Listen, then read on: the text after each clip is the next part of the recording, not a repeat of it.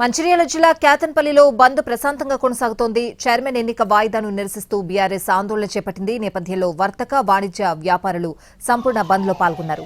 నిన్నటి ఘర్షణల నేపథ్యంలో పోలీసులు అలర్ట్ అయ్యారు. మరోవైపు నిన్నటి రాళ్లదాడి కేసులోనూ అరెస్టులు కొనసాగుతున్నాయి. నిందితుల ఇంటి ముందు భారీగా పోలీసులు మోహరించారు. బీఆర్ఎస్ సిపిఐ శ్రేణులను పోలీసులు అదుపులోకి తీసుకున్నారు.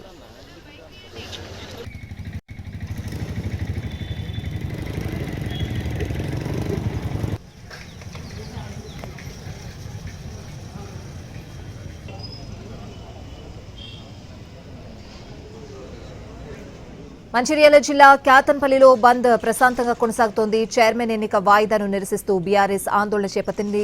ఈ నేపథ్యంలో వర్తక వాణిజ్య వ్యాపారులు సంపూర్ణ బంద్లో పాల్గొన్నారు. పూర్తి అప్డేట్స్ మా ప్రతినిధి సారంగపాణి లైవ్ లో అందిస్తారు. సారంగపాణి.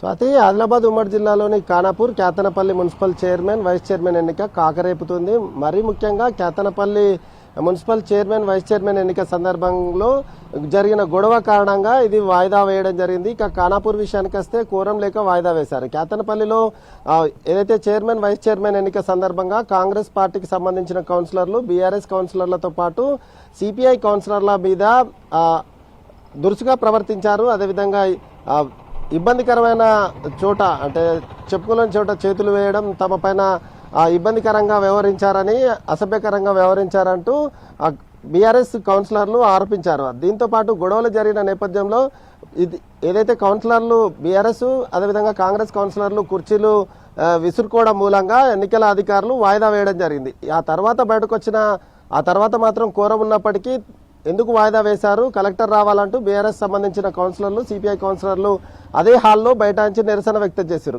ఈ క్రమంలోనే అంతకంటే ముందు బయట గొడవలు జరిగాయి, అదేవిధంగా హాల్లో సైతం గొడవలు జరిగాయి. ఈ నేపథ్యంలో హాల్లో జరిగిన తీరును నిరసిస్తూ ఈరోజు క్యాతన్పల్లి బంద్కు పిలుపునిచ్చిన నేపథ్యంలో సిపిఐ అదేవిధంగా బీఆర్ఎస్ నాయకుల ఇళ్ల వద్ద పోలీసులు మోహరించిన పరిస్థితి.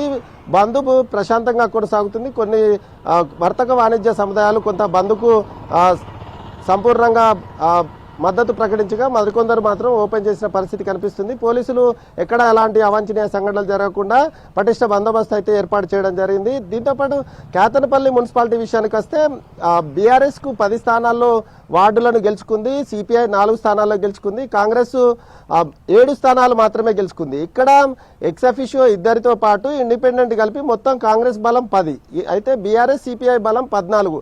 తమకు బలం ఉన్నప్పటికీ, కోరం ఉన్నప్పటికీ కుట్రపూరితంగా వాయిదా వేశారనేది బీఆర్ఎస్ సిపిఐ ఆరోపణ. అయితే ఈ క్రమంలోనే ఏదైతే చైర్మన్ వైస్ చైర్మన్ ఎన్నిక కోసం వెళ్తున్న ఎక్సఫిషియో సభ్యులు ఎవరైతే ఎమ్మెల్యే వివేక్ అదేవిధంగా పెద్దపల్లి ఎంపీ వంశీ వెళ్తున్న క్రమంలో వాహనం పైన రాళ్ల దాడి చేశారు బీఆర్ఎస్ నాయకులు. ఇందులో ఈ దాడి నేపథ్యంలోనే కొంత ఉద్రిక్త పరిస్థితులు నెలకొన్నాయి. దాడి చేశారంటూ, విధులకు ఆటంకం కలిగించారంటూ బాల్కసుమన్తో పాటు మరో 5 పైన పోలీసులు కేసు నమోదు చేశారు. అయితే వాళ్ళని ఏ క్షణానైనా అరెస్ట్ చేస్తారని ఒక చర్చను తెరపైకి అయితే తీసుకొస్తున్నారు. కానీ ఇప్పటి వరకు ఎవరిని అరెస్ట్ చేయలేదు. ముందస్తు ఏదైతే నిరసనలు వెల్లువెత్తే అవకాశం ఉన్న నేపథ్యంలో వాళ్ళ ఇళ్ల వద్ద మాత్రం పోలీసులు మోహరించారు. అక్కడక్కడ కొంతమందిని ముందస్తు అరెస్టులు చేసినట్టుగానైతే మనకు సమాచారం అందుతుంది. అయితే ప్రస్తుతానికైతే ఎలాంటి టెన్షన్ వాతావరణం అయితే లేదు. ప్రశాంతంగా బంద్ అయితే కొనసాగుతుంది. Swathi. Right Sarangapani, thanks for the updates.